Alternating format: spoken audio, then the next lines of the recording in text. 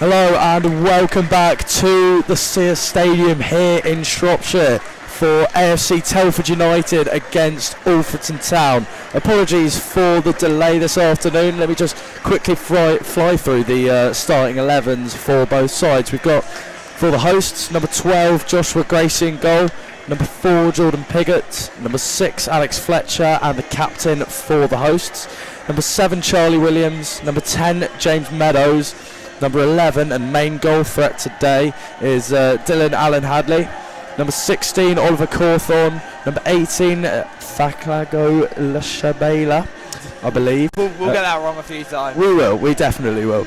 Number 19 Alan George, number 24 Remy Walker, and finally number 25 Amar Dyer. Freddie, do you want to run through the side for the Reds today? The Alfreton side is slightly changed from that we saw up at Kidderminster. 2 changes for Alfreton, but none of the defences will remain. Charlie Casper in goal, Nathan Newell, Adam Lund, Max Hunt and Kieran Freeman making up the back 4, with a midfield 3 again staying the same with Lissimore, Cantrell and Sam Newell in midfield. That Newell double side on this near side will be interesting to see how they work together. It was a little bit disjointing against Kidderminster, but hopefully they're more on the same page now. We can see them chatting, and it will be interesting to break down this Telford side with a front 3 including 2 changes. It's Luke Olker making his first ever start for Alfreton Town on the right hand side. It is Bailey McCann keeping his place on the left, and it's going to be Jerry McDonough replacing the informed Josh Ayres up front. We believe that Josh is just tired. He is on the bench. He has travelled with the squad. We believe that this is just a tactical or a fitness issue. It's not an injury for Josh, which is promising to hear because he's a player who's scored a lot of goals since his arrival from Rotherham. Yeah, it's a big decision from Jake, to be fair. Don't think many of us were expecting it, but hopefully with Jerry's physical presence and his just nuance in the final third, he will provide the same goal threat that Josh Ayres has had in the recent weeks. 6 goals in 8 games for him. Unfortunately, not in the side today. But yes, we're joined here at the Sears Stadium, the home of, obviously, AFC Telford United and of Wolves Women as well. It's a nice little setup here in the West Midlands. We've got a nice little detached house sort of over the way from us. We've got two stands behind the goal, 2 terraces. We're in the main grandstand here that seems to be pretty full. I think Joe Dodu was saying before the game he's expecting about 1,500 here today. Expecting a pretty good turnout. It does look pretty full, but it's Alfreton that gets underway, and it's Luke Olker going all the way back to a fellow loanee, Charlie Casper, who clips out, but his clearance isn't too great, and it's headed away, allowing Telford to get on this early high press, and it's a good high press from Williams there. Walker making the high press and forcing Max Hunt out into touch. Yeah, they might have the high press, but one thing they don't have is the sort of physical height. We were talking about that. We noticed in the warm-ups that Telford don't look like the tallest side, so perhaps a potential avenue of attack for Alfreton, as always, is through set pieces and through crosses into the middle, as Jerry McDonough commits the first foul of the game there, just clipping the heels of Walker, I believe. It's something that came up in the research that was done pre-match, that this is a Telford side who, yes, on paper look a lot better than us. They're up in playoff contention, and with facilities like this, they are clearly a club looking to get out this division. But they're also a side that doesn't enjoy the long ball football. They don't enjoy the ball in the air. They want the ball on the floor. And to be fair to them, what is quite a nicely kept pitch, it's a bit of a turf, but we do see our first tumble of the day there. Is Josh Gracie making his first clearance, and he slips and takes it, and Alfreton back on the front foot here, but Telford are adept in dealing with it, and they can break through here. It was well tied up there by Max Hunt just to usher it out of play. Just an opportunity there for George to look to get in behind, but Max amended for his previous error. The Telford shooting towards the Frank Naggington stand over to our right hand side, and for the Reds the Hamer Ledger stand is the backdrop for our first half attacks in what seems to be, yeah, like we said, a fairly packed out terrace over there. You can see part-time commentator George over there on camera duties today. He's sat down in his little box doing some pitch side cam for us, so hopefully he will get some great shots of any goals we may score today. We are hoping for a few goals. I've got this one. Score predictions from me are a little bit of 3-1 Alfreton. That's what I put in the group chat earlier last night. Jerry McDonough goal. And what are you going for, Josh? I won't go far off. I'll go for an ever-optimistic 2-1 Alfreton Town. I think... the cop-out answer. Hear me out. I think a Sam Newell outside the box. He did hit the post in the week, and I can see it happening here. Although the long throw is taken in there by Adam Lund, the first of the afternoon, but dealt with there by Telford. Lund comes back in with a shot. It breaks it to Newell. It was well dealt with, that long throw by Telford. It was highlighted their struggles with set pieces this year, but this one's loose for Cantrell. Kenny on the end of it. Oh, and it's just cleared away there by Jordan Piggott. And we were saying about how Telford managed to deal with the initial long throw, but the second ball in coming in from Nathan Newell wasn't dealt with, and George Cantrell wriggled free of the defence but just couldn't quite win that second ball, poked past the keeper in what would have been an open goal. It was good defending from Jordan Piggott. Yeah, frantic defending from the Shropshire side. Looked to be a pretty open chance there for Cantrell, finding a pocket in the area, but like you said, Freddie just couldn't prod it beyond the goalkeeper and have an open net to tap into. But a positive start here for the Reds. Yeah, and it's now Telford going long of their own up onto the head of Adam London. Bailey McCann can come away with this one. He gives it to Sam Newell, lays back to Nathan Newell, and it's a little bit sloppy from Alfreton Town to get started here. Kieran Freeman with it now, that's but fantastic. Shows a bit of composure, a little bit of experience to create space out away from his marker and clear the ball up towards McDonough. And it's now at the feet of Olka, his first few touches for the afternoon, and Lund again looks long. It's McDonough making the run in behind. It's not really where he wants to be, but he does well and forces Telford to shepherd out for another long throw. This is what Alfreton are all wanting. This is what we're all about, isn't it? I think it's what the fans have been accustomed to in the last few years. Just a bit of chaos in the area caused by Adam Lund, the former Barnsley man. He has become a real stalwart in this Alfreton side, and he looks to fling another one into the penalty area here, which he does. He'll get the first contact. It will be Max Hunt to flick it on. That's been cleared out to the edge of the area where Newell was waiting. He looked to dink it back into the area, and that will be comfortably caught by Josh Gracie. But just a note there on Kieran Freeman, he has been revelationary, hasn't he, since coming in? Been excellent since joining from Hednesford in step 3. He's a player who's got so much experience that we all know about, and he's a player who is a Wales international, so don't you forget, so brings a lot of experience to what is becoming a very young Alfreton side. But it's Telford on the front foot here now. It's Remy Walker out on this left hand side. He has got Freeman for company, skips past him, and it's low cross. It's half cleared initially, and it's a great save by Charlie Casper. Really good save from the Burnley low lead. It was good work out on that left hand side from Remy Walker. His low cross was half cleared by Max Hunt, and the strike, I think it came in from James Meadows, I believe. It was, I do believe, yeah. Forced a great save out of Charlie Casper, a strong right hand to push out for the first corner of the afternoon. Fantastic footwork there from the 20-year-old as well, just to scamper across his line and to tip that one over. He didn't know too much about it, but did really well to claw it over. And here comes the subsequent corner. It's dealt with well in there by Adam Lund, and now here comes Kai Lissimore. It is Kai Lissimore. He gives it to Luke Olker, but that's a loose first touch, and any potential counter-attack for Alfreton Town peters out there.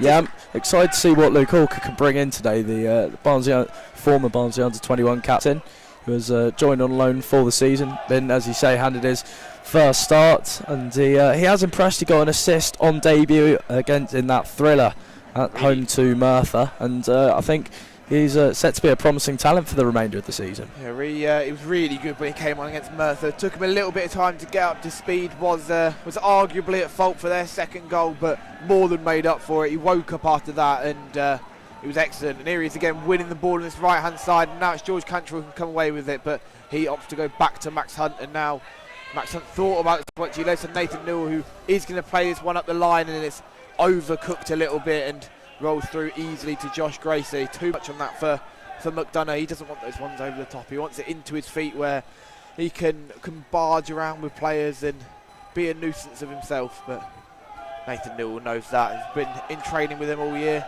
As much as Jerry is only recently really breaking into the side, and Jake Buxton is a player who's signed in the summer by the old management. He was given the number 9 by Billy Heath, and now he is, I think this is one of his first few starts, definitely his first start for a while. It's his 14th appearance on off the bench and starting this season. Only just the 1 assist for Jerry. As you said, wearing the number 9, leading the line. He'll be hoping to add to that tally in the coming weeks. I think it's good that we have that rotation with Josh Ayres and Jerry McDonough. I think that it's something. Well, Joe Dodu hasn't really had a sniff. I know he's recovering from an injury, but hasn't really got into the side in recent weeks. Different kind of striker as well, Joe, and with his pace losing a little bit, and he's lost a little bit of physicality. Wouldn't surprise me if we see him more competing with the likes of George Cantrell and Sam Newell as that more offensive midfielder than the actual number 9, because you look at Joe, he's a big lad, but he's not as big as the likes of McDonough and Ayres, and he's not as physical as them. But it's true. It's now Telford coming down this near side again. It's great football, and Charlie Williams is in behind, but Adam Lund is quick to cover across, but again his cross is only half cleared, and Remy Walker tries to keep it alive, but Max Hunt fully gets it away, and now it's with the feet of Sam Newell. He looks to switch the play out. It's an ambitious ball out to Luke Olker, giving him a lot to do, and he can't quite keep it in. It's out in that far side for a Telford throw, which is taken quickly and back underway here at the Sia Stadium. Freddie, we've forgotten something.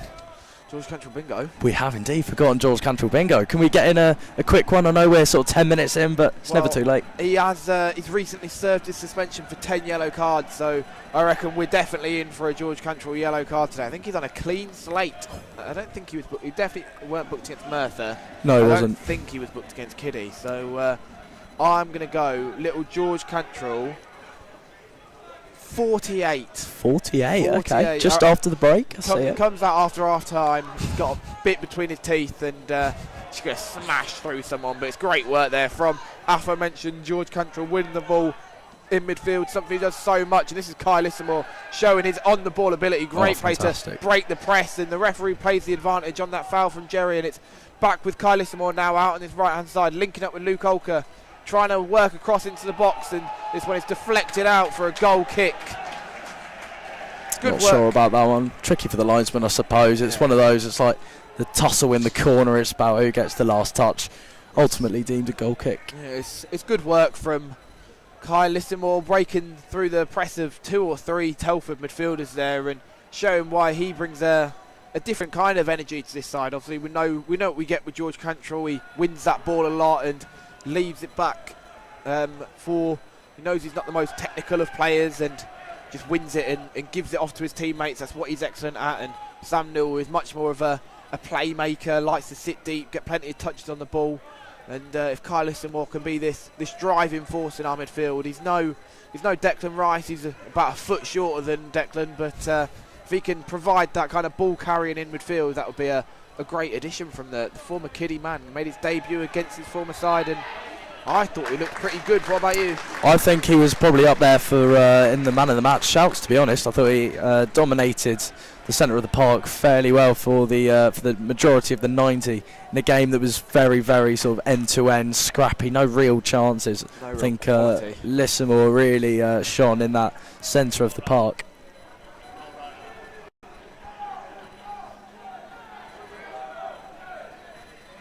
So it's Telford who have got a free kick in a promising area here on that far left-hand side. I can't quite see who's out to take it, but it's a right-footed in-swinging delivery, and it's in towards the back post, and it is over everyone nearly, and it was Telford who won the ball at the back post, and I believe it was captain Alex Fletcher coming around that backside, and he tried to get his volley back across, but it was into the side netting. Not one for Charlie Casper to worry about.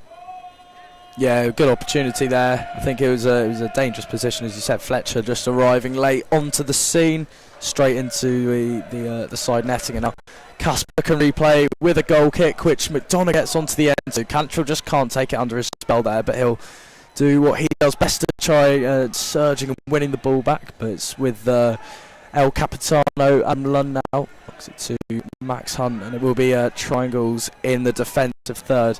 But Casper, he's got big boots to fill in the form of Harry Burgoyne, who's obviously recently departed to join the Shrewsbury coaching staff. Local rival Shrewsbury to absolutely, Telford. Not too far. Could say hi to H on the way down. Yeah, it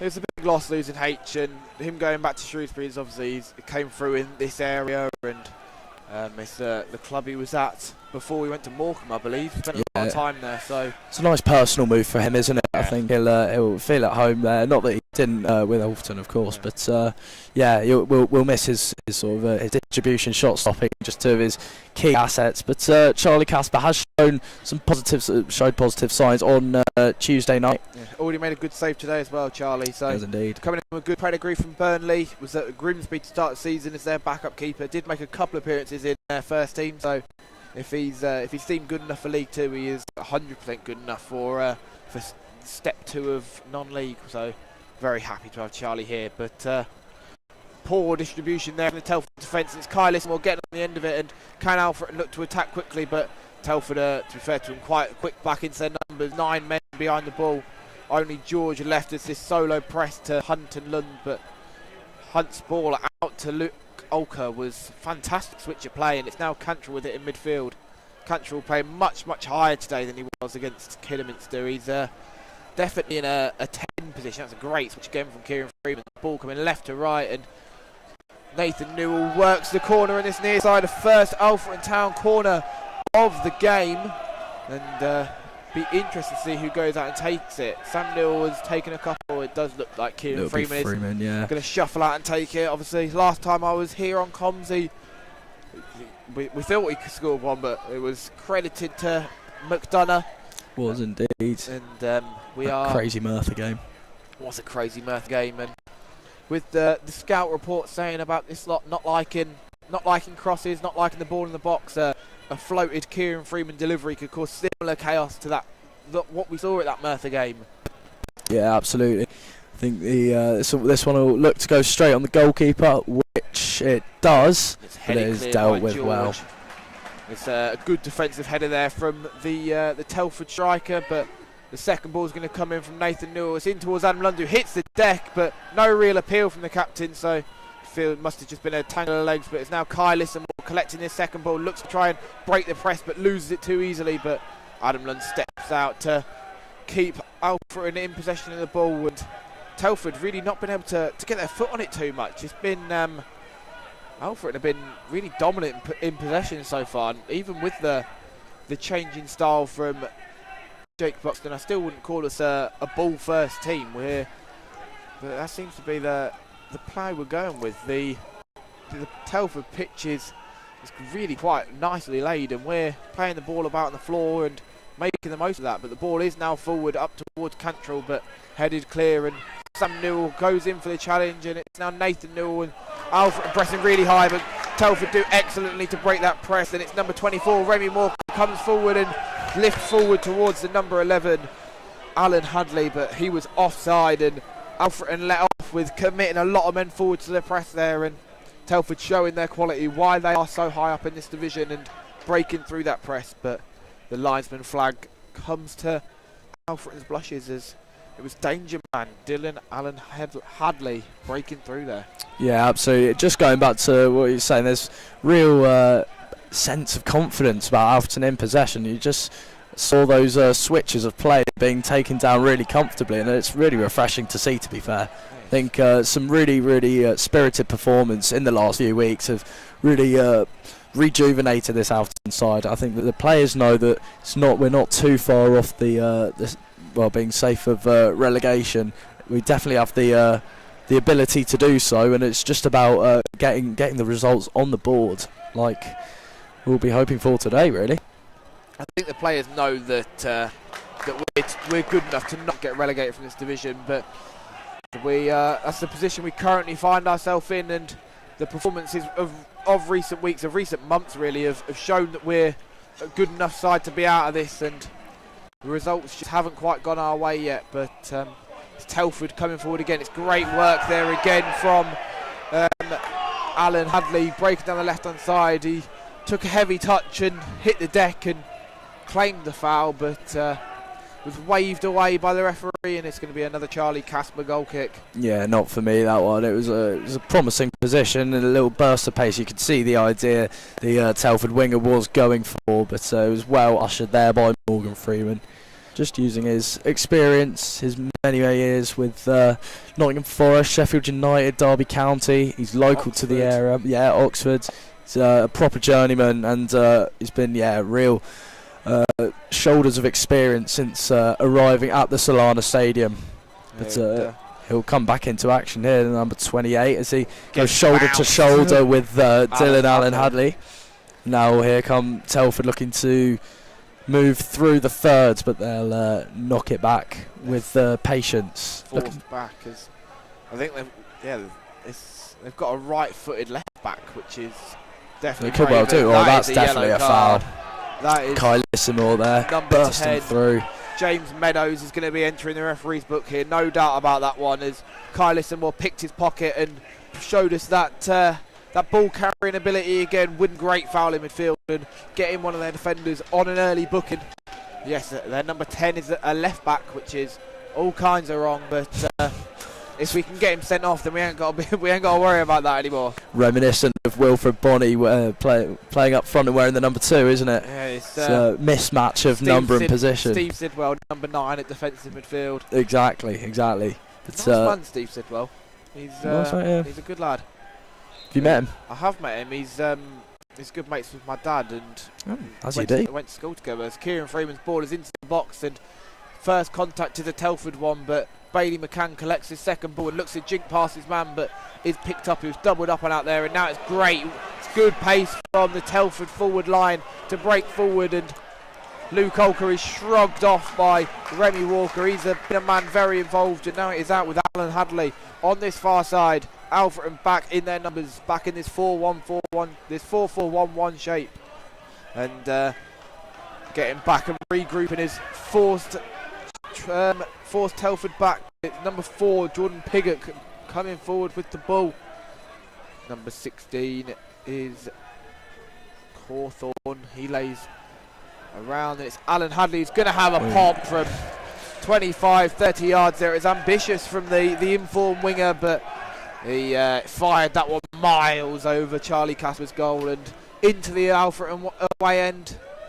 I mean, we have been given the whole terrace behind the goal. The fans have been relocated originally on the side, but have been told to move behind the goal. Yeah. But just a note on Bailey McCann, that was fairly sloppy in the final third. It could have led to a dangerous opportunity there for Telford.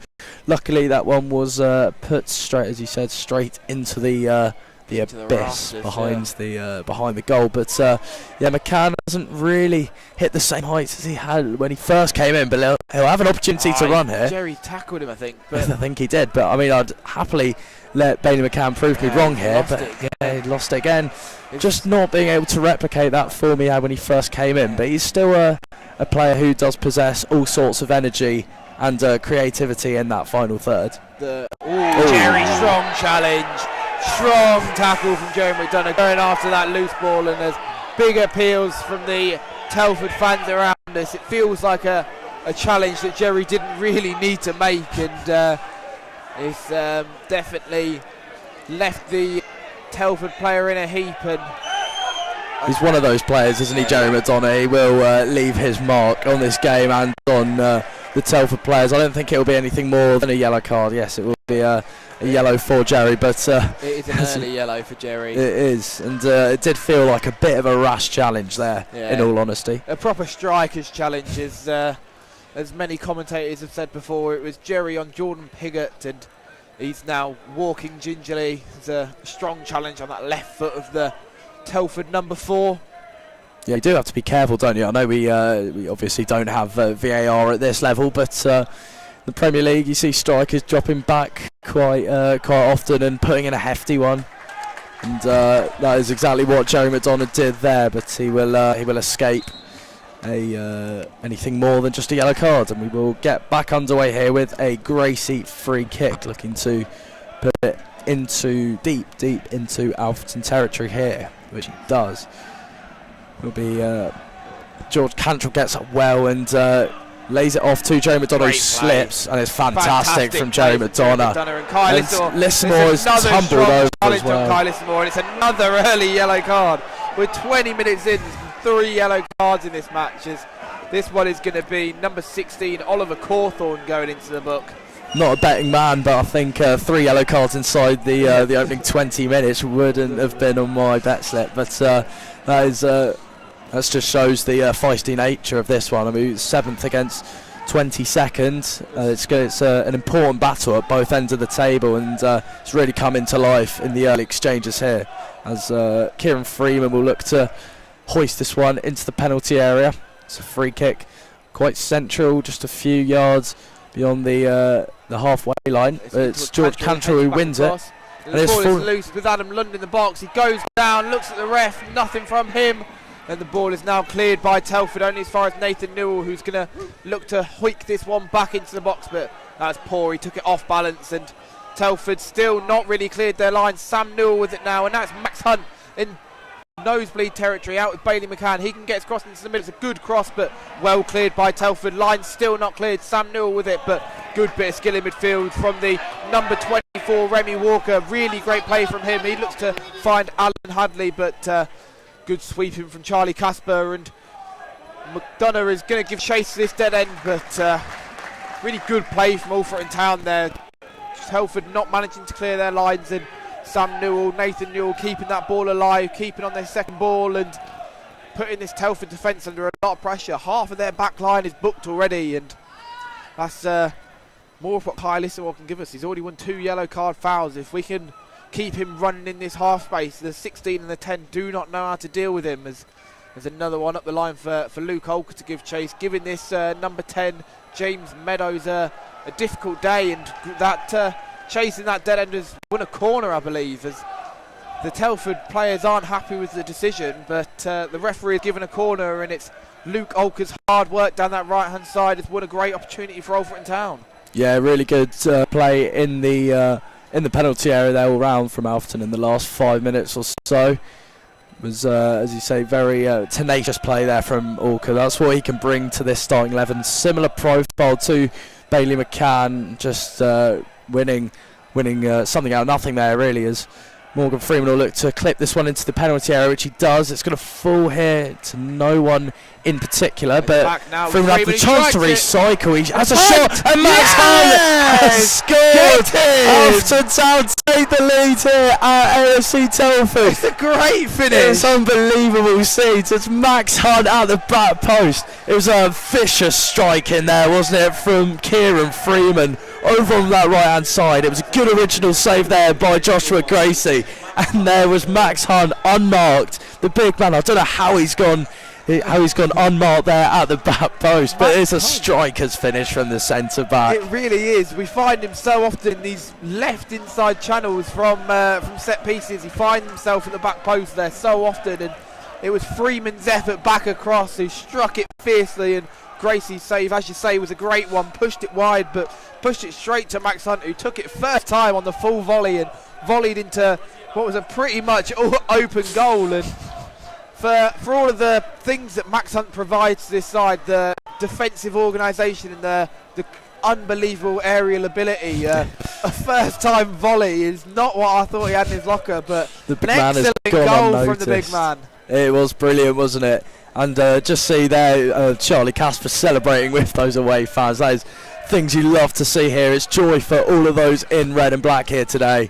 But I mean, it's not going to count for anything unless they can hold on, as Telford look for the immediate response. Samuel just sat down there. It's just about keeping this defensive structure, as the hosts will inevitably pile on the pressure now for the remainder of the game. It's brilliantly cut out there from Nathan Newell, who looked to drive into Telford territory, which he does so. Nathan Newell with options. He's got Bailey McCann up for support. He's got Jerry McDonough in the centre. He goes to George Cantrell. Cantrell now sweeps it out to the right hand side, looking for Orca, but that was just slightly wayward there from the number 8. Freeman can win it back though, and he's given that one away. Telford look to break clinically here. 2 now. It's Dylan Hadley coming forward. He's got George in the middle, running at Adam Lund into the penalty area now, and it's great defending from Sam Newell. Excellent, and keeps the ball, comes away with it. Using now Luke Olker. Loney's linking up, and now it is back with Adam Lund. Looks to clip one up the line, but not enough on it. McDonough had made the run, and it was more into his feet. But Telford now with can get their foot on the ball and look to try and break us down. And it's the overlapping run from Dyer at right back again, getting forward, causing McCann many issues. Cuts inside on his left foot, lays into. Oh, it's a great finish. That's a great goal. It's number 6. It's captain Alex Fletcher who gets the immediate reply for Telford. It was great work from Amar Dyer down his right hand side. He cut inside and laid to the edge of the box, and Alex Fletcher with a sweeping right footed finish into the far post past the dive and Charlie Casper.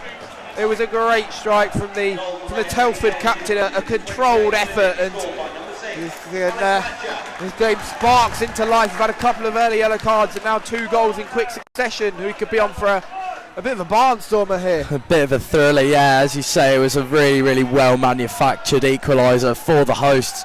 Fletcher, just plenty of time on the edge of the area there, as I was saying, just needed to keep it compact just after scoring the opener, the Reds there, but Fletcher doing what Max Hunt did, just ghosting in, edge of the area this time, and he sweeps it beyond Casper, but not for the want of trying for the Reds, and there's still a lot of football to be played in this one.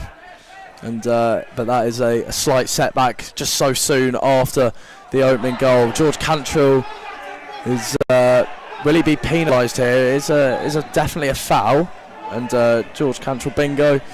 He didn't say 28 minutes, I can tell you that. He wasn't booked for it. Despite the appeals from the fans around us, there was no yellow card for George Cantrell, which would have been the 4th yellow card in the first half hour of this game. So feisty affair here. Yeah, it really is. The referee maybe wanting to keep his card in his pocket a little bit more. He's set the tone on what he finds acceptable, and it's now for the players to keep to that, else we could see some red cards. Obviously, Telford were a side who haven't been shy of a couple of red cards. Both teams went down to 10 in their draw against Oxford City only a few weeks ago, so they're a side that have got a bit of bite about them, a little bit of aggression about them, and sometimes that's what you need at this level. And that day they just went one step too far, but hopefully we don't see any Reds today. The only Reds we want to see are the 11 Alfreton shirts. 10 Alfreton shirts, John. Obviously Charlie Casper is in his lovely green strip.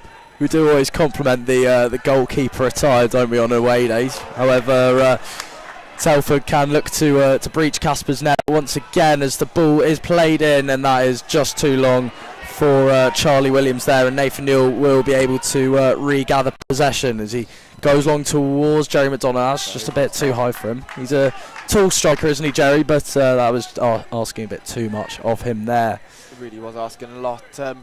Just a word on Max Hunt. Obviously he got that goal earlier in the season. It's been early in the game. It's been a difficult one for him this season. He had so many centre half partners. Obviously started the season in a 2 with Jack Leckie. He's played at the back with Nathan Newell, currently with Lund, with Cubbins, Harry Perrott as well. He's played in different systems in the back 3, the back 4. He's been an ever present in that back line, the only one who really has been ever present, and it's nice to see him get his goal, and he's a good lad, Max, as well, so he'll be hoping that he can build on from that. He's a centre half who should, on paper, be a real goal threat. He's always up there for set pieces, and his aerial ability is so good, and if that's another string he can add to his bow, it'll be really excellent in assisting us in this survival campaign.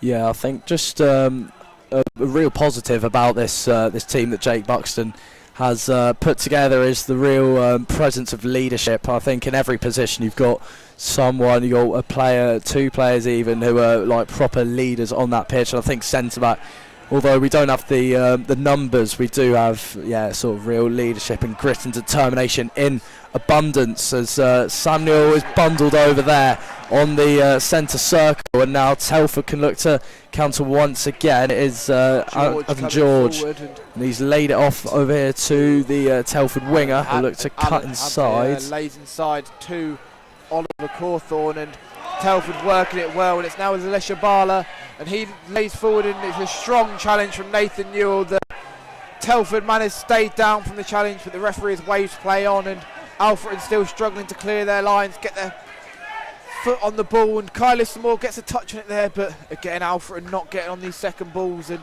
it's now back with Jordan Piggott. And too much time though again there on the edge of the area. You could just see I think it was Cawthorne who just had plenty of time to look to wriggle away from from pretty much no one, but thankfully for Alfreton it was Nathan Newell who impeded, and it was a good tackle in the end. So Telford's looking again, to make pressure into Diamonds here as they look to come forward again, but that's really good defending in there from Kai Lissamore again coming away Kai with Lissamore. He lays back to Nathan Newell, who's going to clear this one properly, but bit of a waste there. Again, it's a waste of possession, and it's just another opportunity for Telford to come running back at us, and the ball is slipped in behind for George, but he's a quick striker, is Adam George, but he's not that fast, and that was an easy one for Charlie Casper to get a hold of. Yeah, it was indeed. Freddie, just a note on the scran upon arrival. The scran was pretty excellent, to be fair. It was second to none. Telford thus far has been a lovely little away day. The drive was nice, the food has been good, the pre-match tunes have been good. So they were. What did you get from downstairs? I had my standard steak pie, chips and gravy. Very nice. Bit of salt and pepper on top. Beautiful stuff. But it's Telford coming forward again now with Alan George again. He lays out to the left-hand side where it's Alan Hadley, but he miscontrols it and is now forced backwards by Adam Lund. Lays into Remy Walker. And now back with Adam George on the edge of the box. His touch is loose though, and Sam Newell can come away with it. There's no one forward for Alfreton, and Sam Newell is running down a blind corridor, and Bailey McCann scuffs his corner out for a Telford throw really high up as Adam Lund has gone down off the ball, which is really not what Alfreton Town need, with no recognised centre-half on the bench, and Lundy is already filling in out of position. Another centre-half injury with Perrett and Cummins already out for what could be quite a while. Yeah, it's worrying signs here. Hoping Adam Lund can continue here. He is down on the floor. As we say, it's not much in the way of defensive reinforcements. You'd think perhaps one of the midfielders would maybe drop back, Kai Lissamore potentially, or Nathan Newell would move into the back too. I think it might be Kieran Freeman that would potentially drop in there. He's not a big lad, but we don't really have anyone who can go in there, and with his experience and work like that, I think he has played at centre half before. I think he did in that Sheffield United mental side that had them overlapping centre halves. I think he had done that. So if he can do it in the Premier League, obviously he's not going to be overlapping here, but could be maybe the Premier choice if he was to go off though. Again, I don't know who comes on. James Wright, he's waiting. not so a couple of nice touches in the warm up there from James. So I'm sure he could do a shift at centre half. Lundy is up and being shepherded off, but really light numbers at the back. If Lundy was to go off, then you'd believe it would be Bales that would drop into the defence, potentially McCann at left back. Newell probably move into centre half and then Bales into to left back. But not ideal, is it at all here, as Lund walks gingerly to the sidelines to have a word with Jake Buxton to decide if he is fit to continue. I think he will be, Adam Lund, captain, and he's a player who always wants to be on the pitches, ever available, but he is back on here. Did have that issue with his foot earlier in the season where missed a couple of games around the time we exited the cup.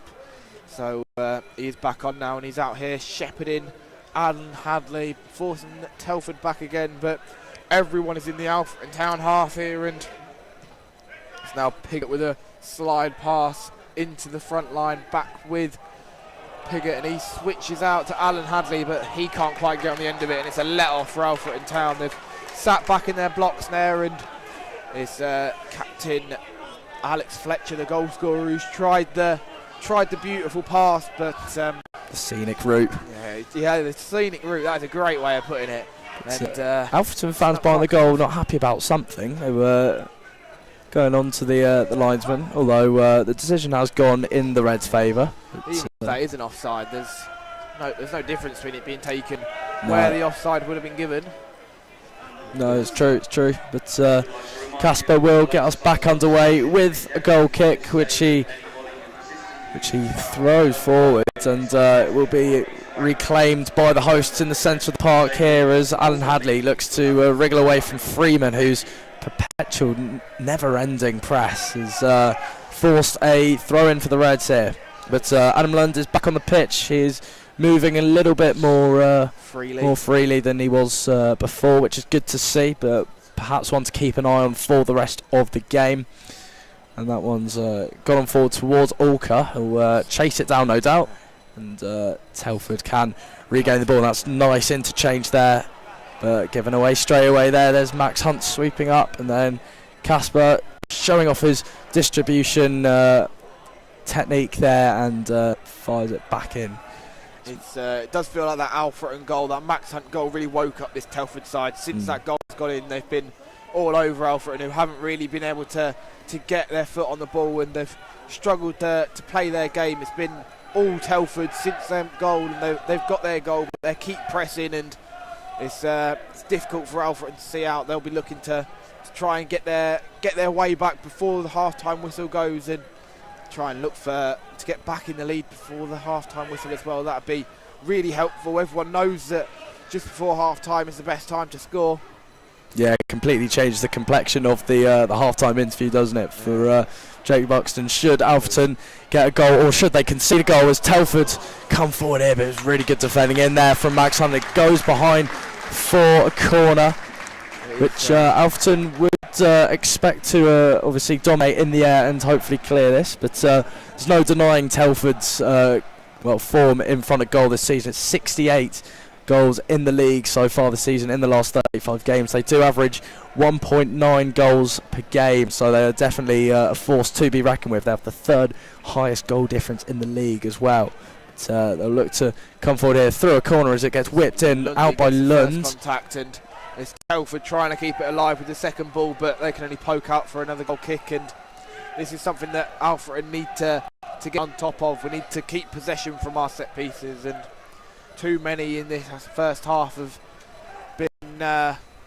been lumped forward and just won comfortably by Telford, and that's not really what we're looking to do with our plans here. Yeah, there's been a few attacks for Telford that could have been fairly easily avoidable, I think, and it's just about diffusing the issue before it even happens, as Joe McDonough gets the flick on there, but it's just given away fairly cheaply there by the Reds, and Sam Newell gives a free kick away. Just what we were saying about stopping the threat before it happens, as they look to counter down on this left-hand side. Telford is really nicely done there by Alan Hadley, and he goes over. He's requesting, he's more than requesting, he's absolutely dying for a free kick there, isn't he? I think it was given. I think it was given, yeah. I'm not sure what he was too animated about, whether he was asking for the yellow card. Kieran Freeman's been called over by the referee, and I'm not 100% sure what's happened. I don't think a card has been shown. The referee. No, I don't think so. Although the referee has been fairly impartial to a yellow card this half, but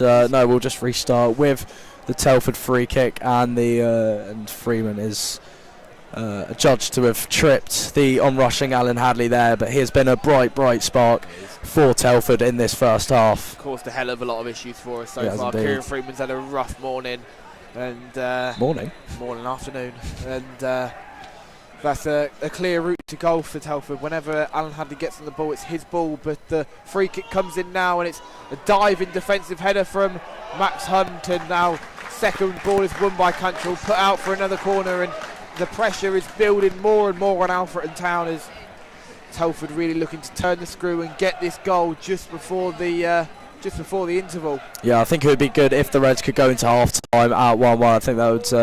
I think most in Red would take that, including Jake Buxton, as this one swung in dangerously into the near post. Ball.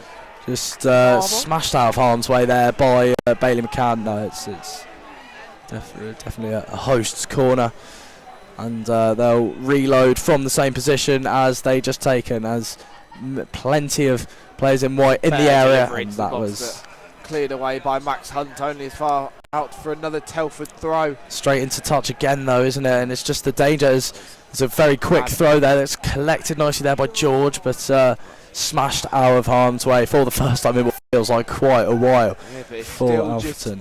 Smashed it back to Telford, and we're not really getting out of our blocks. We're allowing them to build up their game and slowly work away at our press, tire us out, and this is what Telford expect there. It's the battle of the 4-3-3s, isn't it? Yeah. So you would expect a fairly close encounter. It's Leshabala now on the touchline, looks to find Dyer but can't quite do it, and McCann's clearance is poor and picked up by Fletcher. Fletcher now with the ball, lays into Dyer again. Clever first touch, trying to get past Nathan Newell. Out on this touchline, and he goes back to Williams, and now Telford look to reset. It's Remy Walker with the ball in midfield. Now Leshabala, he gives it to George, and a strong challenge, not once but twice from Adam Lund, and it's Remy Walker again with it. Telford really turning the screw, and Walker goes for the strike, and not afraid to shoot from long range this Telford side, but those times they've had it, it's been comfortably over Charlie Casper's bar, and just watched as it sailed over by the Burnley loanee. Yeah, but just once again, a lot of space in that midfield. I mean, we've been hailing them all afternoon. They're three very, very useful midfielders, Cantrell, Neal and Lissamore, and they are very good at what they do. But a lot of space sort of in and around the edge of the area for Telford players to have a go from range. But Casper and the Alfreton defence have done well to contain it so far. Freeman does well to mop up there. That could have been dangerous. Casper knocks out towards Nathan Newell, testing his aerial ability there. He does well, and Newell looked to hook this back into the Telford half, which he fails to do, and now they can come forward once more on this left-hand side. Alan Hadley go forward again as Freeman does well this time, just to snuff out any danger. It's a good clearance as well. It is a good one. It's stayed in. And it's now Leshabala getting some more touches. He was a bit quiet for the first opening procedures, but he's getting a lot more touches, and Telford really in the ascendancy here. Now out with Dyer on this right hand side, cuts inside past McCann, shrugs off one challenge, past Nathan Newell, lays in two. That was Remy Walker with another long shot, but it was charged down and blocked from Nathan Newell, I believe, and Luke Olker's had another slip, and must be slippy out there. We've seen quite a few of our lads take a tumble on the turn, and Leshabala back with the ball. Cross comes in, and it's a difficult one for Casper, and it comes as far as Remy Walker again on this second ball.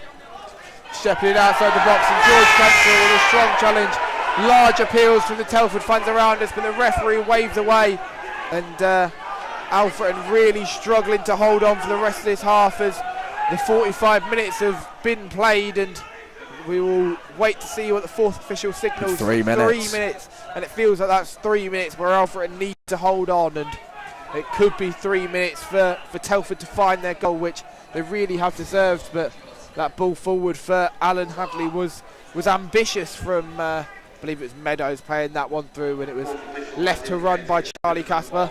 Yeah, it was, as you say, it's been pretty relentless pressure in this last sort of 5-10 minute. A really good spell for the hosts, and Alfreton doing well just to cling on, but you'd think that half-time couldn't come at a better time for the Reds, as Casper will look to get it out of the Alfreton town half for the first time in, again, what feels like quite a while. McDonough, the outlet once more. And now does Alfreton well. got their foot on the ball, and it's Kai Lissamore who can drive at the box and skips past one challenge, and has got Leshabala for company. He's been shepherded back. It's now with Freeman. Alfreton with their first bit of real possession in about 20 minutes, and it's now Max Hunt with it. He's pressured by George. He goes out to Newell, who is in a bit more of an advanced position, looks to shepherd round his man, but that's not the best from Nathan Newell when he gives it away cheaply in that one-on-one situation, and Telford now can clear their ball, but It's going to stop there, and George Cantrell wins it, and it's a high press again from Telford, who have got lots of men forward, but not to play the ball over the top, and it's now back with Meadows, who is going to look to play that one into space. It's Remy Walker out there with it. He goes back to Adam Hadley. Had Alfreton got something there, I think against the runner play would have been generous. I think it's as you said, our first attack in about 20 minutes, and no real threat, goal scoring threat there, but so with just over a minute left to play here of the first half in Telford, they come forward once more, and it's well dealt with there by Neil Fletcher on the edge of the area. Cantrell can smash it out, but only as far as the number 10 James Meadows. Be knocked around here. Lesher Baylor on the edge of the area does as well to look to find a pocket beyond. Sam Newell is with the captain again. Fletcher plays it inside. They're just looking for a patient build up, any pockets of space in between this rigid defensive structure for the Reds. McCann does well to tidy up the pieces. It was Lund who put in the original challenge, and now that one's hooked up towards Joe McDonough, and that will go out for an Alfreton Town throw. And just a moment to breathe there, really. Yeah. So you can see Adam Lund telling everyone to calm down a little bit, chill out, and just see out this half now. It feels like this could be an opportunity for Alfreton to maybe look to cause some issues, but we might just run out of time here as the referee looks at his watch and does blow the half-time whistle, and we find it 1-1 at the interval. And it was you can't say Alfreton's goal wasn't deserved when it happened, but as soon as it happened, Telford have woken up and have really accelerated up into fifth gear and started to crank the knob on this Alfreton team, and it's a difficult one for Alfreton, who've done well to see out the onslaught of Telford attacks in this second half, and they will be interesting to see what they go with in half-time, whether we see any half-time changes. We found it difficult getting out of our own half, so maybe some half-time changes in the offing. Any comments from you, Josh? Yeah, no, just to add to that, we've got plenty of attacking threat on the bench, so yeah, could definitely see maybe not a half-time, but definitely early doors in the second period. Definitely the potential to make some changes, but I think all in all that's a fairly positive half for Alfreton, being going into the break with a draw as it stands, and yeah, cool. Well, awesome. We will see you for the second half at the Sia Stadium. It's currently up Telford 1, Alfreton 1.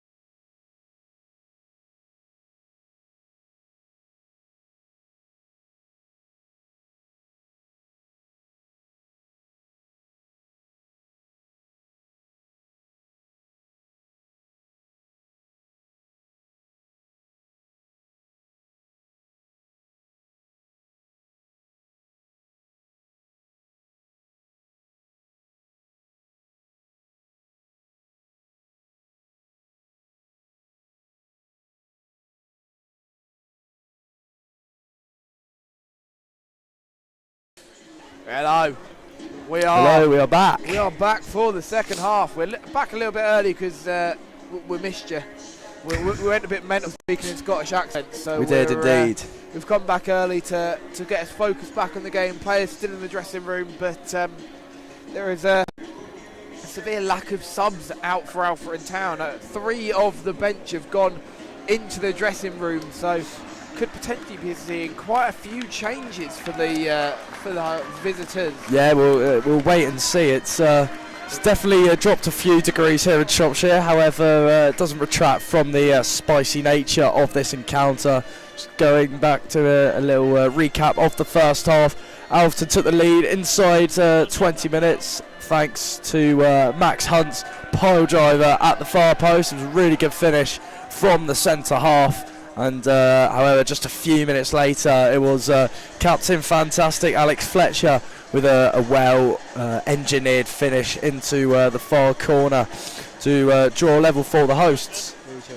It's been a change, I believe. There's definitely been a change. There is Jack Goodman has come on for George Cantrell, who think so. So George Cantrell bingo for me is over. Oh, it is, yeah. We are still waiting for Lewis Salmon and Billy Fuster, I think, are coming on. I see George Cantrell returning to the field, however. George is on. Yeah, George. So Billy is on. So it'll be Bailey, 2 subs, Bailey and Luke off. It'll be the 2 wingers. Jack Goodman and Billy Fuster on. Yeah, so 2 wingers, Luke Alker and Bailey McCann have gone off. And just to replace them, just to confirm, is Goodman number 7, Billy Fuster, and number 21, on loan winger, Jack Goodman. This is his first appearance for the club. No, he's come off the bench a few times. He? Yeah, came off the bench on Tuesday. He came on off against what was the Tuesday night at home we've had recently. Lewis Salmon coming on as well. Oh, this is too confusing for my small brain. Yeah, Lewis Salmon's Billy Fuster. I think so. I don't think they can come on just yet. Running over to the touchline again. Who else isn't here? It's Freeman. Yeah, Kieran Freeman's gone on. Yeah, he has. George Cantrell's playing right back. Wow, he is indeed. So that's got to be this is believed to be a fitness thing for Kieran Freeman, but I think the other 2 are tactical changes. So this is going to be a big shuffle around at half-time for Alfreton Town. I believe, don't quote me on this, but I believe that we're going to be lining up as Casper, Nathan Newell at left back with Hunt and Lund staying the same. That hasn't changed. George Cantrell at right back with a midfield 3 of Lissimore, Goodman and Newell, and then Salmon, McDonough and Fuster up front. Must be, yeah, unless it'll be Salmon and Fuster providing the option for Jerry McDonough leading the line once again. We had the stadium announcer in the first half actually calling Salmon Lewis Hamilton, which it'll be a nickname I'm sure he'll be very pleased to have. Yeah, so being likened to the great Formula 1 driver, and he's definitely got an engine on him, hasn't he? He really has. He's a player that will play a lot closer to Jerry McDonough. Obviously, Lewis Salmon is much more of a striker / winger, whereas McCann is more of a left back / winger. So a real driving force, you could say. Oh, here we go. All the puns today. And it'll be interesting to see how this changing approach works for Alfreton Town, as Jerry McDonough is chasing this loose one over the top, and he's going to go out to Billy Fuster, but it's just too narrow, and it's Telford getting back in, and number 7 Charlie Williams comes away with it. He gives it to Lashaba, and it's George who hits the deck under the challenge from London. It's Jerry McDonough giving more chase, winning the ball high again. Good work from him. Billy Fuster with it now into the feet of Jack Goodman, and Lissimore picks it up. Lissimore again now with the ball on the byline. Looks to try and break past his man. Been fouled a few times already. Now back with Cantrell. Looks to swing across into the middle. To communicate, boys. It's into a combination of Goodman and Salmon, the 2 substitutions, both trying to make an immediate impact, but getting in each other's way. And Telford now clear the ball, but Hunt's touch is loose and Newell can't quite win it in midfield, and Telford now can get their possession back and slow the game down. Yeah, good opportunity there. It was fantastic strikers play there from Jerry McDonough just to reclaim the ball deep into Telford territory and knocked it back. Nice bit of interchange there, but as you say, just an unsuccessful shot at goal there. Just taking it off each other's toes, the two Alfreton boys in the middle, but promising signs just 90 seconds into the half. Yeah, it will be interesting to see how these changes work. Obviously, Alfreton clearly looking to go a bit more on the front foot. Jack Goodman is a more accomplished attacking midfielder. George Cantrell's been playing there and doing there well recently, but he's a different kind of. He's not the traditional attacking midfielder, we'll say. He's one there to help us win the ball a bit higher, whereas Jack Goodman is there to put the ball in the back of the net, and it's Alfreton coming forward again now with Kai Lissamore. Looks to slip in Jack Goodman, but he just can't get it under his spell, and Telford knock out for a throw, which Adam Lund is going to shuffle over to go and take. I'm sure he will. I believe the system the Reds are playing now is the back four, as the Nathan Newell, Max Hunt, Adam Lund, and then George Cantrell filling in at right back. A double pivot in midfield, perhaps, with Sam Newell and Kai Lissamore, and then the three in behind Joe McDonough is Goodman, Salmon, and Fuster. As the throw-in is launched in here, well held on there by the goalkeeper. So it looks to be a 4-2-3-1 with the three dynamic attackers coming onto the pitch, and I'm sure that will add an element of dynamism into the Alfreton attacks in this second half. Potentially an element of surprise as well. It's not a system we've really played too much, especially in recent times. We saw it a lot under the interim team of Ryan Keneally, but this hasn't been a system Jake Buxton has used. It's been a lot of 4-3-3 and a lot of 4-4-2 in recent times. And there's the back three as well we had earlier on into his tenure. Exactly, started off with the back three, so a 4-2-3-1 is another method to victory that Jake Buxton is looking to use, and it's Telford that come forward now. It's Meadows making his way forward from left back, cuts inside, and George Cantrell stands him up and blocks the cross really well. Do well to jockey him there and just to force it out of play there, and Lund can smash it away. McDonough can't hold it up though. It was well defended in there by the Telford centre half, and it comes out to the ever dangerous Alan Hadley, who plays it inside towards Dyer. They're just looking to carve out an opportunity on the edge of the area, and it was Adam George who let fly from the edge of the area but slipped in the process, and that will just trickle on behind for a goal kick that Charlie Casper will look to distribute. The slips have been ever present. We did say when we had a look at the pitch earlier, we had over 2.5 slips, and I think that does take it. There was a Luke Holker one, a Sam Newell one, and that Adam George one takes us to 3 slips already. And yeah, slightly deceiving this pitch maybe. It does look to be a real carpet out here in Shropshire, but plenty of slips as Billy Fuster picks up the ball, and he's knocked that one back to Max Hunt. But a comfortable spell of possession here for Alfreton as Cantrell knocks it into Fuster. Cantrell back to Fuster, nice interchange there, and now Max Hunt's in a bit of space just behind the laptop here on this near side. It will be Alfreton Town attacking the Frank Naggington end this half, with the hosts going towards the Hamer Leisure stand, and neither shot really having a shot thus far in the opening 5 minutes. I think Jack Goodman is down, perhaps winded in the challenge, but he's took a knee to the face. Oh well, yeah, a little bit more than winded there in that case. Down, Alfred down to 10 temporarily. Meanwhile, it will be Remy Walker who looked to fashion an opportunity. Absolutely. It's impeded. Jack Goodman remains down. With blood. The ball needs to go out of play because he's going to have to go off already. He's absolutely, the blood is pouring out of his face. The fans can't quite see it around us. No, I don't think it's well spotted from you then in that case. I certainly didn't see it, but it took a real whack there for Jack Goodman. It was a real whack, and I think this could be a nose issue for Jack Goodman, because we can see the blood dripping off of his face. Yeah, seemed to be accidental though, I'm sure. He's tried to be like a trooper with it all and tried to keep on his feet, but the ball's finally been allowed to go out of play, and it's physio Ollie that's having a check with him, and I think it was one that everyone sort of missed in the ground. I think otherwise the officials would have been more inclined to stop the play there. Did notice it in the end. Now Goodman will receive the treatment he needs. So it has been a bright opening 5 or so minutes for those attacking trio that come on.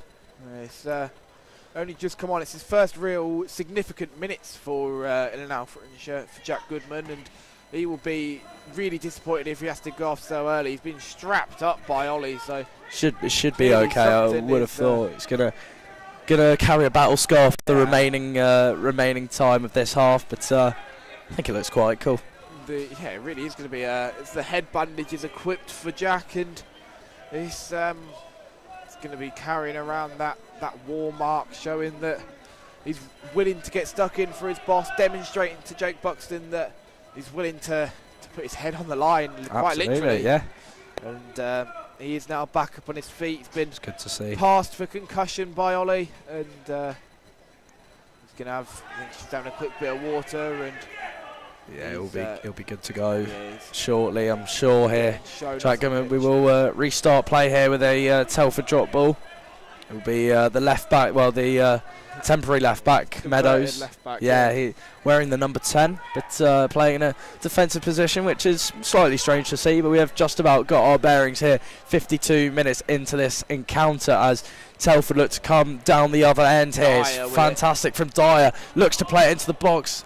Some fairly quiet appeals for handball there, but the referee waved it away straight away. It will be Dyer once more over on that far side. Plays it in. It's really well crafted, but very, very good defending in there from the super substitute, Lewis Hamilton.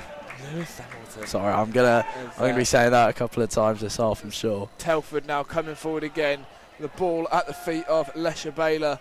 He gives into his captain, Alex Fletcher, and Telford now knocking the ball around quite nicely, keeping their possession, trying to slowly force Alfreton back into their boxes. There's a collision off the ball, waved away by the referee, and Dyer comes inside now with Lesher Baylor. He gives it to Walker, out now with Meadows on this near side, and he's forced back to Walker now with Lesher Baylor.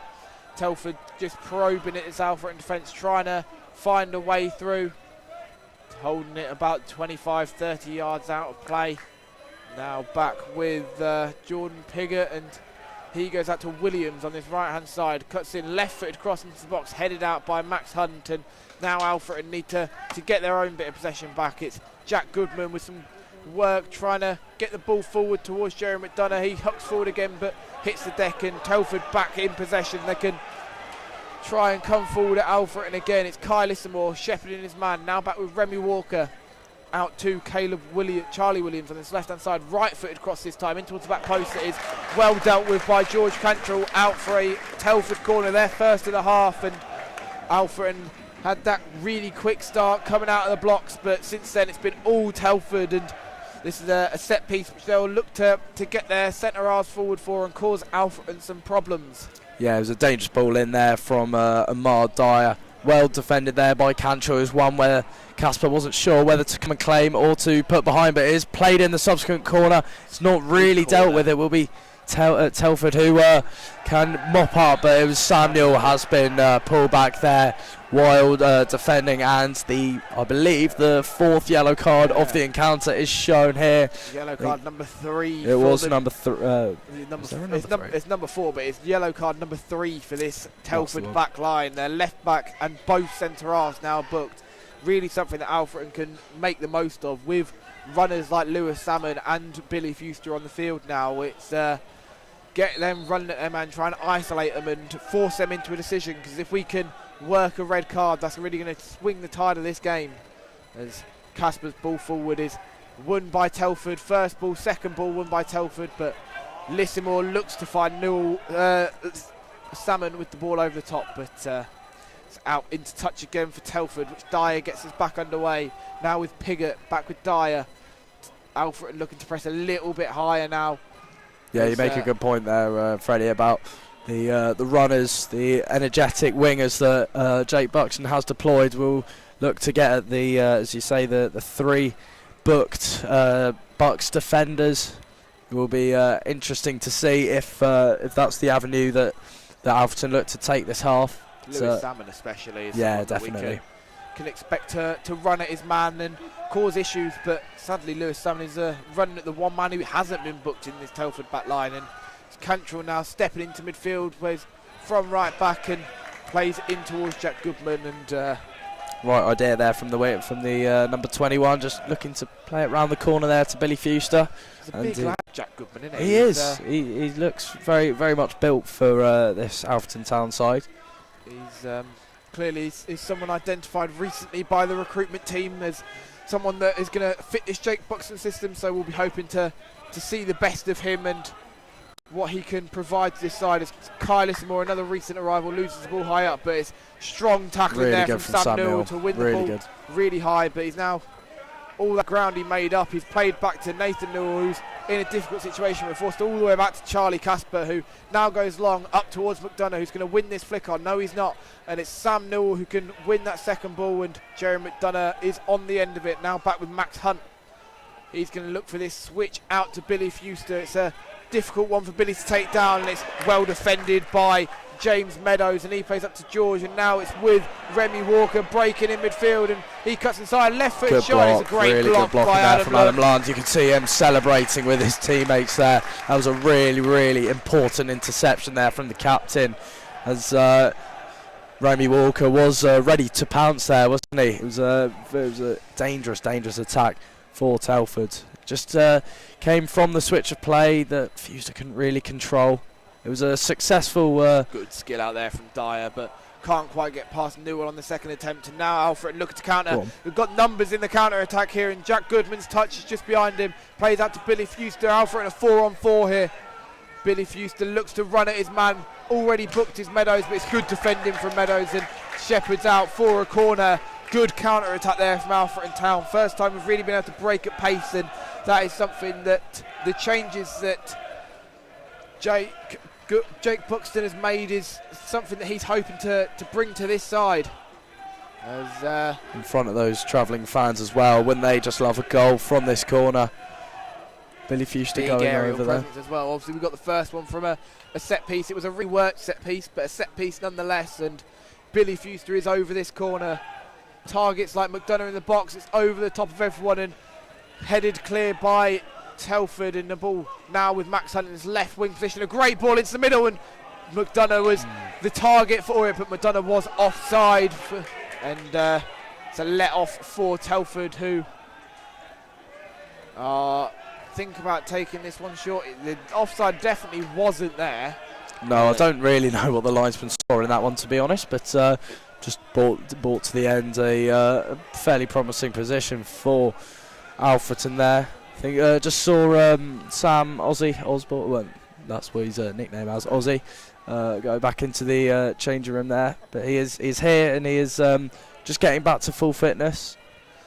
And I'm sure we'll see him in the next few games. We're not too expectant of Sam Osborne in this fixture, but we are quietly optimistic about his return for Radcliffe on Tuesday. We think that would be good. A little bit too early for him, but it'll be nice to get him back on the pitch. It's a player with a lot of experience at this level. I've spent the first half of the season at fellow struggling Hereford, and he was one of their better players. So if he can come back here and keep his fitness, he's definitely got the ability to be one of our better players too. But it's Meadows' ball into the middle is just missed by, I believe it's Alex Fletcher again who's just missed it. No, it was Charlie Williams, my bad.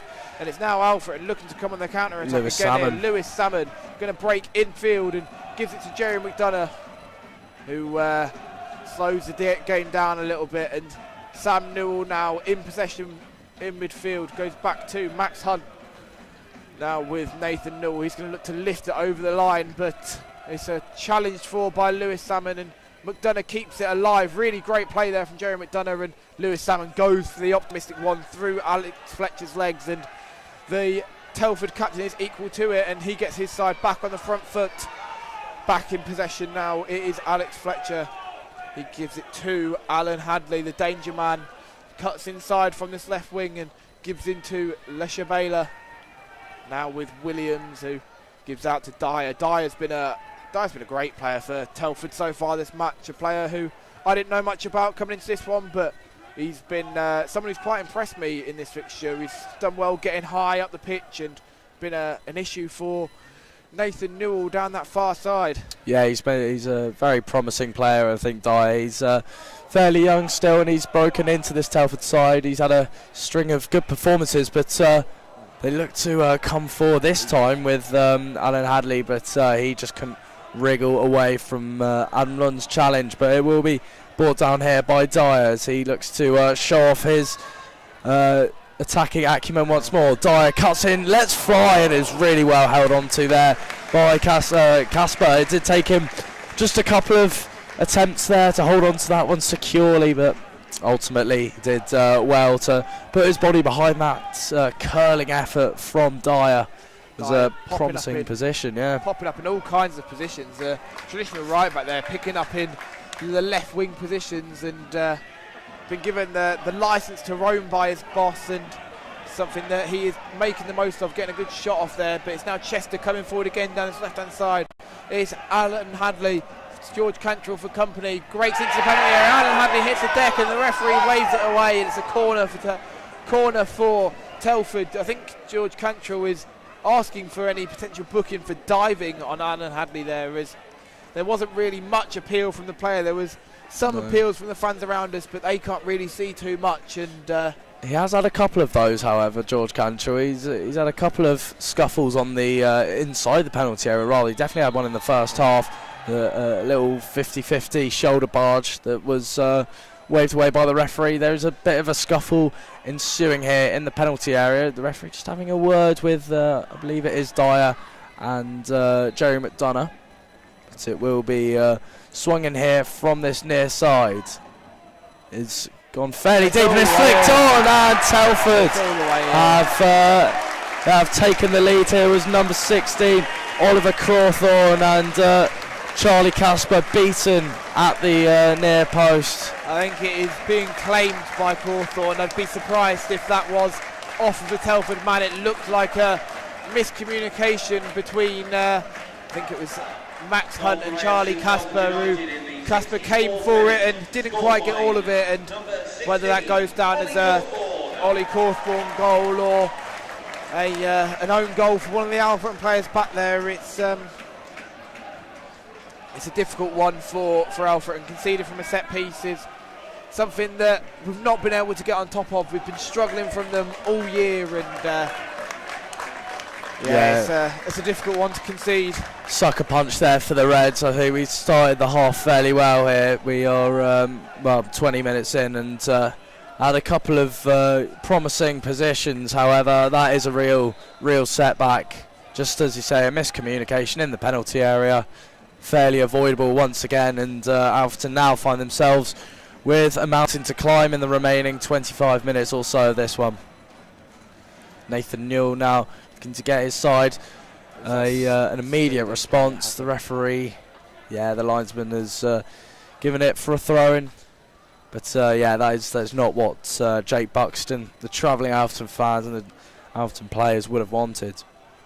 No, going 2-1 down to this Telford side. This was a game where on paper it looks difficult. This is a playoff chasing Telford side, and with our perilous league position we are not expecting to win every game, but this Telford side haven't really created too much, but the two chances they've really created, they've been clinical and they've shown why they're a playoff chasing side. They've shown excellent quality and finding the finishing touch to the chances they've created, and it's now the pressure back on Alfreton to get back in this game and try and get a goal back, get some points on the board. Yeah, fairly similar to the manner we conceded on Tuesday night away at Kidderminster. Just a lapse of concentration really from the defence after playing so well all game really, both on Tuesday and this afternoon. But we're not out of this just yet. There's still going to be another 25 minutes, half an hour remaining of this one, and that's plenty of time for the Reds to get back into this, but it's long throw there that's been cut out, and it will be Carlissimo tenacious as ever, but too tenacious in that one, and he's given as a free kick for Telford. It's played out here. Dyer coming forward again, the man who has created so much, and he flicks the ball forward to Williams, who gets his cross into the middle. It's missed by everyone and cleared in the back post by Cantrell, only as far as Dyer again, but his touch gets away from him, and Newell is going to clear this one up the line towards McDonough, who does well to get a first contact, and now it is Jack Goodman all on his own, breaking forward for Alfreton Town, and opts to turn back, but his pass back to McDonough is loose, and it's an easy one for Telford to get back possession of the ball. Is really sloppy in the forward areas from Alfreton Town, as that was a ball which Charlie Williams lifted forward, but Adan George couldn't quite keep himself onside, and Alfreton really need to chill out. It looks like we're preparing another Alfreton change as Josh Ayres is stripped and ready to come on. I wonder if this is a like-for-like change, bringing him on for McDonough, who, to be fair to him, he's done well with what he's had, but he hasn't really had anything substantial. He's chased dead ends, and he's kept a good few opportunities going, but there's not been a whole lot for him to do in the matter of shots and creating opportunities for those around him. But I would have thought he will be replaced here by Josh Ayres, who didn't have much at all in the way of chances on Tuesday night, but coming off the back of a brace, how long was it? 10 days ago. He will be hoping to continue adding to his tally. The talented Rotherham loanee, who I'm sure Millers will be looking to implement within their squad next season. 6 goals, 8 games for him, but it's Alan Hadley breaking it. George Cantrell again. Late from London. Alan Hadley finally gets a foul given for him. He's spent half the game on the floor, but this time the referee agrees with him and does give the foul. Lund looks on in disbelief, but no, it definitely was a free kick there. I thought for a moment it may have just trickled behind for a goal kick, but the referee is very, very certain that the Bucks will get his innocence. And he's not going to get it, is he? Unfortunately, Lundy. He's also not getting a yellow card, so which is also good news. The change will be being made now. Jerry McDonough is running off, and Josh Ayres will be replacing him. Big pat on the back there for the young striker. A little bit more of a mobile striker coming on. Josh Ayres he's got that ability to run the channels a little bit more than Jerry. Jerry is he's excellent at what he does, but what he's been doing today hasn't been working for him. He's not been too influential. As it comes in again, and this one is all the way in again from Telford, and this one is, I think Charlie Casper is blindsided by the free kick. It's Remy Walker who took it, just put it into an area, and I think question marks will be asked of Charlie Casper there.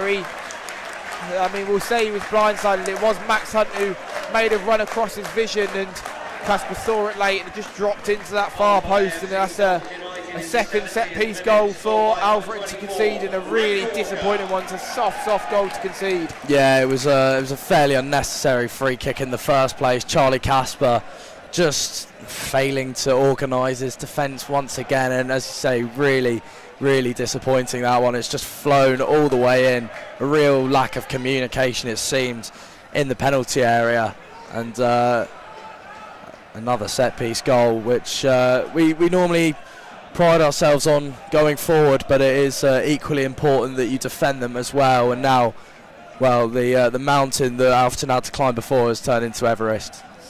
Ball is lumped forward from kick-off up towards Josh Ayres, gets his first few touches and gives off to Lewis Salmon, who's going to hit the byline here and hit the deck, but the goal kick is given, and Lewis Salmon trying to create something out of nothing there, but just running out of grass.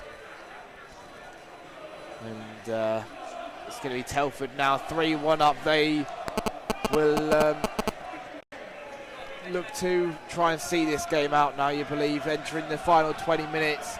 Alfreton really haven't posed too much of a threat to them in this second half, and they'll be making some changes as well to reinforce it. I'm not quite sure who's to come on yet. We will have confirmation of that shortly. But in the meantime, it will be Gracie with the goal kick. It's taken and dealt with in there. Billy Fuster failing to get that one under control. Again, the three wingers have come on, who came on at half-time, haven't really had the influence on the game that they would have wanted. It's not been too much, not been too many opportunities for them. Alfreton have really struggled in this second half, trying to get any kind of rhythm in their game, and Telford really showing off why they are where they are in the division. To be fair, they have been the better side without a doubt since the Alfreton goal, really. But we had a strong 20 minutes to start off with us. Lundy gets physical there with Adan George and potentially letting out a little bit of frustration, but the referee has let it go, and we do look to be holding more men forward now. It looks like the four of Ayres, Fuster, Salmon and Goodman are holding forward, but it's Telford coming forward again, but Leshabala's ball forward is poor and cleared away by Nathan Newell, who is going to take this throw, but only after they're changing it. It's the goal scorer, Remy Walker, going off for number 22, James Armson. yeah, it will be. Number 21, James Armson, coming on to replace Remy Walker. And I think that will be the only change just yet. I think they did have two prepared, but just the one change for now. One has been sat back down, using those, saving those three stoppages to waste those couple extra seconds, which may prove vital. We've developed a little bit of a knack for scoring late goals this season, and we could really come back from 2 goals down fairly recently as well. So stranger things, stranger things. It was that man who did it, Josh Ayres, but his ball forward to Kyler Samora is too far in front, and it's swept away by the Telford back line, and now it's going to be Telford who look to sit back in their shape a little bit. They look to be sitting in a much deeper 4-4-1-1 with dropping from a 3-man to a 2-man press on our back line. They're much happier to watch us now and challenge us to score rather than potentially risking any making silly mistakes. And giving us opportunities to hit them on the counter attack. To agree. I mean, you would think if Alfreton is serious about posing a late comeback, we need a goal in the next sort of 7 minutes or so, one before 80, and then kick on from there. But really, I mean, so far this half it hasn't looked likely at all. There hasn't been a shot on target, I don't believe. No, I don't think we've had a shot on target since the goal. Since the goal, I think we are 1 shot on target, 1 goal, which is 100% success rate when you think about it. Yeah, the conversion rate is good, but it's not what you want. We need more than 1 shot on target to win football matches, and it's a difficult one as Adam Lund hits the deck there under the challenge from Adan George and just about gets enough on it to see it out for a Telford corner, which they scored from their last 2 set pieces. They will be hoping to do the same again, but there is no Remy Walker on the pitch to take this one, so it is Charlie Williams that's gone out to take it. He will be hoping to live up to the levels that were set for him by his teammate Remy Walker. Just know the Telford fans have livened up a bit. Fair play to them. They have been loud that we can hear through our headphones. But this one's swung in towards them. Casper did well to come and punch. Doesn't get too much on the punch, but does get more on it than he's got in the last 2. And this one, the second cross, is much easier for him to better from the 20-year-old. It's a lot more commanding there from the Burnley Loney. That's what we needed to see in the last 2, really. Just make a decision whether to come out and grab it or to stay and let your defenders do it. But Cantrell will look to reclaim the ball. He's done well there. But it's taken off his heels there. And now Alan Hadley can come forward again. He's done really well. Fantastic burst of pace. Alan Hadley across the edge of across the face of the goal rather, and it is converted behind and out of the ground by Max Hunt, and we will have another Telford corner. It really is an avalanche of chances for the host, isn't it? It is difficult for Alfreton Town so far. That Alan Hadley is causing a lot of issues. Did really well using his pace to get that space and to get the cross in past Adam Lund, who did get something on the cross and was fortunate that it didn't divert into his own goal. Really would have topped off what has been a really difficult day for Alfreton Town so far as we await the corner. But first we are going to have some Telford changes. It is going to be that man, Dylan Allen Hadley going off. He's been a... No, it is not. Hopefully. Dylan Hadley going. It's not Dylan Hadley going off. It is number 90. It will be Adam George going off to be replaced by the number 20, Ricardo Dinanga. Oh. You had a pun, didn't you, Freddie? Weren't you? No, we're losing, so I'm not going to say it. No. No. Don't look back, Dinanga. Oh, you've ruined it. He's going to score now. Right, if he does, I do take that back. But it will be the in-swing corner here from Charlie Williams.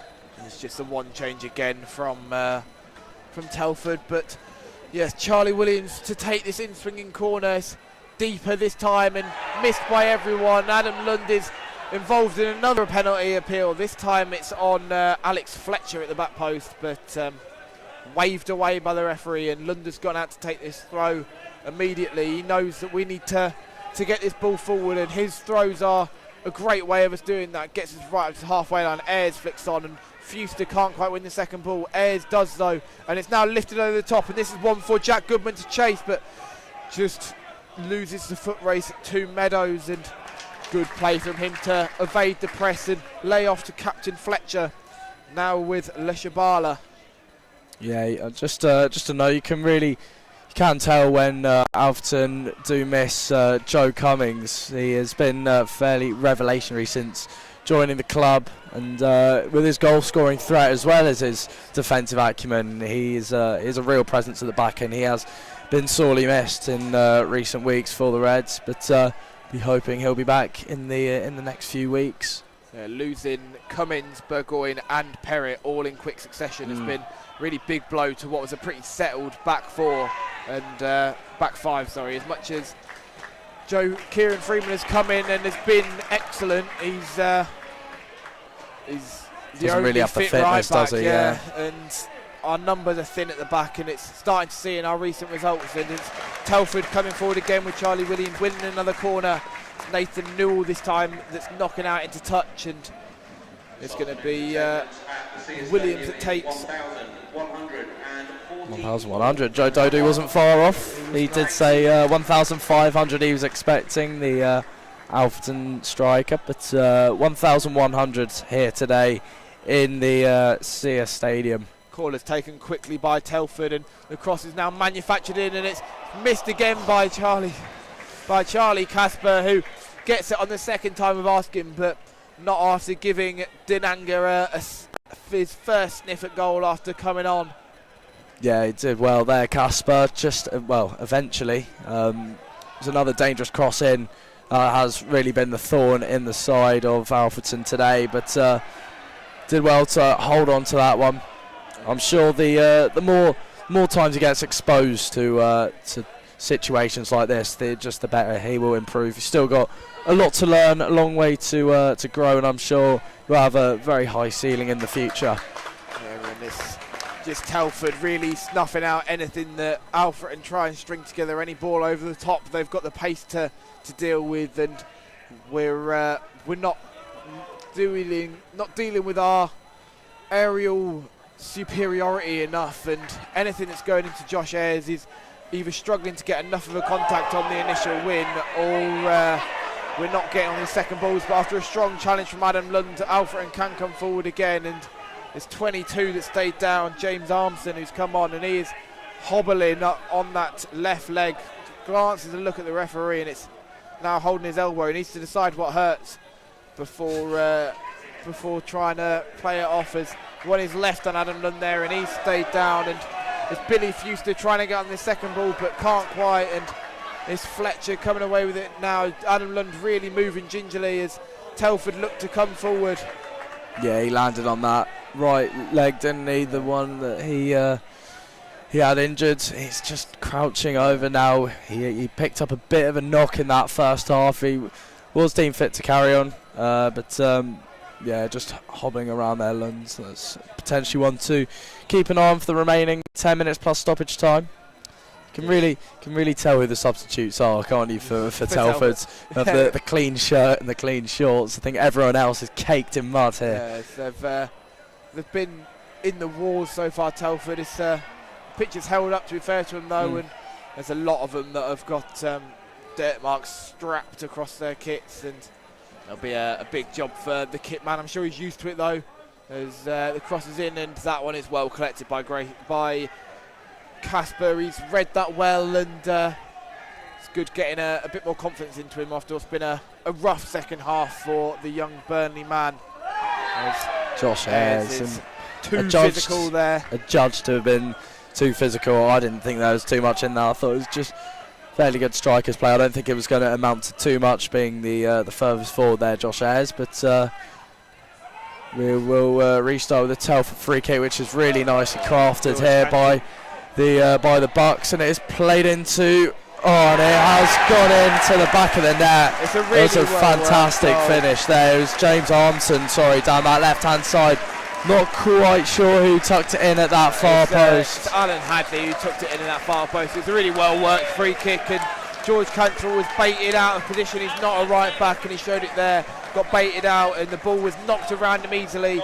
And it was, like you say, James Armson who had time and space down his left-hand side to slide across, and it was number 11, Dylan Allen Hadley, to tap into an open goal. Yeah, it was. I think Alfreton, safe to say, have been outclassed in this second half. Telford notched their fourth, and what's been a really fruitful 45-minute spell for the hosts has turned into a bit of a rout here. And yet another really nicely worked finish, and we will see Alfreton get us back underway for the fifth time here today. And it will be a substitution here for the host, Charlie Williams, to be replaced by number 17, Reese Hilton. Yeah. And the host can afford to sort of slow the game down now. It's been a rough day for Alfreton Town. Telford have really shown their quality since after what was a really strong start from Ofton. Since that goal's gone in, Telford have woke up and have really just kind of kept their foot on the gas throughout this whole game, and Alfred have not been able to get going, and it's running into each other. Yeah, running into each other. There's been severe lack of communication, and this could get messy as Telford come forward again. It's Denanga in his left-hand side. George Cantrell with a really strong tackle there, to be fair to him. Now he can come forward. Denanga's chasing him, but Cantrell's ball forward is poor, and it's another one which Telford is going to bring down and come forward again, this time with Le Shabala. Yeah, I think you can notice the absence of Kieran Freeman. I think Cantrell's done okay in this second half since being transitioned to right back, but Kieran Freeman did have Alan Hadley on lock that first half, but has just enjoyed too much of an enjoyable second half here as Telford looked for a fifth, but they just couldn't get it under control here. It will be played back out to the left-hand side where Meadows is waiting. He's had a fantastic game, to be fair to him. Yeah, man, he's been caught out of position a lot in previous games, and today he played out of position, and he's looked at home. He's not really had too much to issue. Luke Holker in that first half caused him not too many issues, and Billy Fuster caused them even less in this half. So it's been a good game for Telford thus far, and they'll be looking to see this one out. But it's Armson coming forward again, now into the penalty area, looks to get his cross into the middle, but it's headed away by Hunt, and now Telford's maintaining possession of the ball. Alfreton just not able to get any kind of possession in this second half. I think it's important, though, in times like this to stay realistic. I mean, Telford I know they have just come off the back of a defeat, but they are still one of the strongest, and they're one of the most free-scoring sides in the leagues. They look for a fifth, but that one just cannons over. But they are one of the most free-scoring sides in the division. So it's important to respect the opposition and their strengths. But Alfreton haven't really laid a glove on them today, I think it's fair to say. As it is now, one final change for Telford. It is that man, Dylan Alan Hanley. He's finally off. Yeah, got his goal, and he's now been taken off. I believe he is coming on. Yeah, it is Lawal coming on. Yeah. I am going to respectfully avoid the first name. Yep. Fair enough. It's going to be, That changed. Olu Wasagun Lawal. Yeah. But we're going to go with Lawal, the number 21 coming on. Yeah, that Alan Hadley performance was reminiscent to Lewis Twamley's earlier in the season away at Merthyr. He was just ran rampant, and he got his goal. He's enjoyed a very, very successful afternoon out on that left-hand side for Telford today. Cancho has had a bit of a torrid second half, to be quite honest. It's done well to not end up in the book, George Cantrell, same as Adam Lund. Both of them really could have been booked in this second half. And unsuccessful George Cantrell bingo. Yeah, well, not yet. There's still plenty of time. True. We just kind of wait for the clock to tick down now. We don't believe that Telford are going to look for a fifth, but we'll never know. Their goal difference could be ever important at this level in the set pieces. It is Lawal getting his first few touches, skips past two challenges inside and lays back to number 4, Jordan Piggott, who's urged to shoot, but instead opts wide to Armson. He goes back to Dyer, now with Leshabela. And Telford just slowing this game down to a crawl, and it's Meadows now who thinks about taking a man on, but decides against it, and it's intricate work in this corner, and Telford I think are trying to hold it in the corner, and Alfreton just not managing to clear their lines, and it's now Meadows with it. He lays off to number 20, Denanga, who cuts inside, ball still not cleared by Alfreton. Goodman gets his pocket picked on the edge of the box, and Telford still camped outside Alfreton's penalty area. They want their 5th goal. We said about it, and it's Dyer now looking to get the cross into the middle, and it's headed away by Max Hunt, and Alfreton still yet to fully clear their lines. I think games like this just put emphasis on... is that not 4 stoppages? Don't know. No, they did have one more, I'm fairly sure. But it will be number 18, Leshabela coming off here for, what number was it? I think it was number 8. Yeah, number 8. It'll be Dylan Mitchell to replace him. And sorry, I'll just go back to what I was saying. It's results like these just put more emphasis on how important our upcoming run is. We've got Radcliffe on Tuesday, and then in a few weeks we have a series of relegation 6-pointers. We have Southport away before we welcome... we travel to Leamington as well, and then we welcome Hereford as well to the Solana Stadium. That's what I was looking for. And, lots of big games on the horizon. This is not a game that we expect to be winning. Obviously, the Telford are a great side, but it's a game where we need to come out of it with some confidence, and this is not a performance that has struck confidence into me. It's been a really difficult one for Alfreton Town today. Telford have really had our number.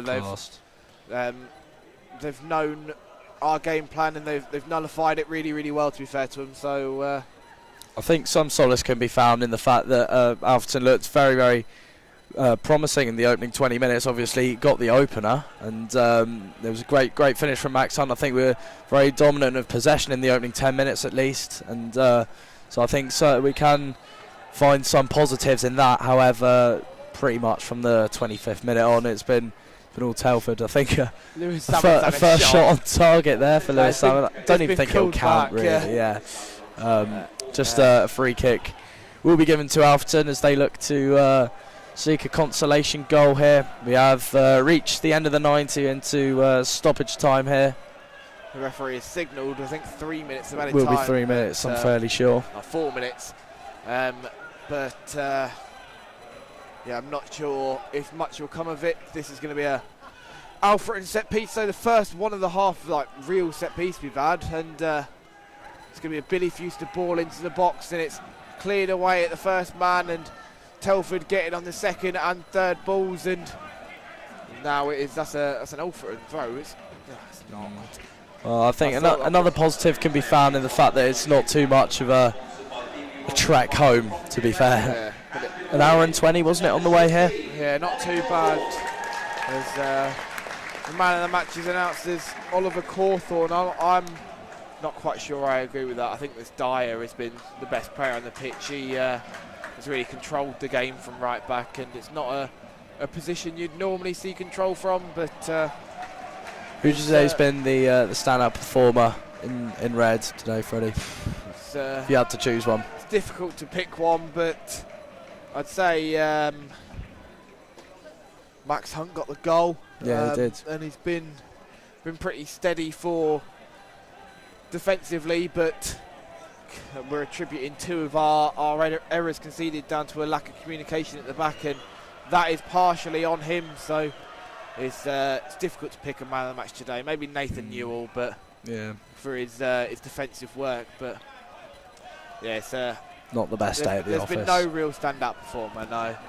And it's Billy Fewster now looking to create his first real issue for the Telford defence this half, as that ball does go for a throw, and Adam Lunder is shepherded forward as we look to. Lunder's faked Shepherd going forward for the long throw, takes it short and goes back to Fewster, who's going to lift in the left-footed cross, and it's Salmon jumping but can't quite get on the end of it. Newell looks to keep it alive, and it's headed clear again by Telford. Now Cantrell with it. Cantrell gets the ball on the floor, gives the ball to Fewster. Great flick through to Josh Ayres. He's going to look to stand up across the back post, but there's too much on it, and Lewis Salmon has got a pretty good leap on him, but I don't think he was ever getting up there. But it's now Nathan Newell getting across into the middle. It's Ayres, and it's bundled over at the back post, but waved away by the referee, and Josh Ayres has stayed down. Yeah, may have landed awkwardly there. I think he did go up to try and connect with Kyle Issamore's cross, but just couldn't reach that one. The 6'5" centre forward. It wasn't a great challenge at the back post from the Chester number 10 Meadows. Not a recognised left back, as we've said a couple of times, but gets away with that one. That's one where the ref just doesn't want to cause too many issues, as he does blow his whistle for that foul on Nathan Newell as he wrestles Reese Hilton to the ground there. I think it's the first time we've said his name all day. Yep. I think the most recent of substitutions. Kept him quiet at least. Yeah. After they've gone 4-1 up, we've had to keep quiet. As it is Telford just knocking it around now as we enter the final few seconds of this game. George Cantrell wins the ball high, still looking to create something, but his ball forward to Jack Goodman wasn't great, and that is the full-time whistle with Alfreton Town 1, Telford 4. We thank everyone for tuning in, and we will see you on Tuesday for Radcliffe. Absolutely.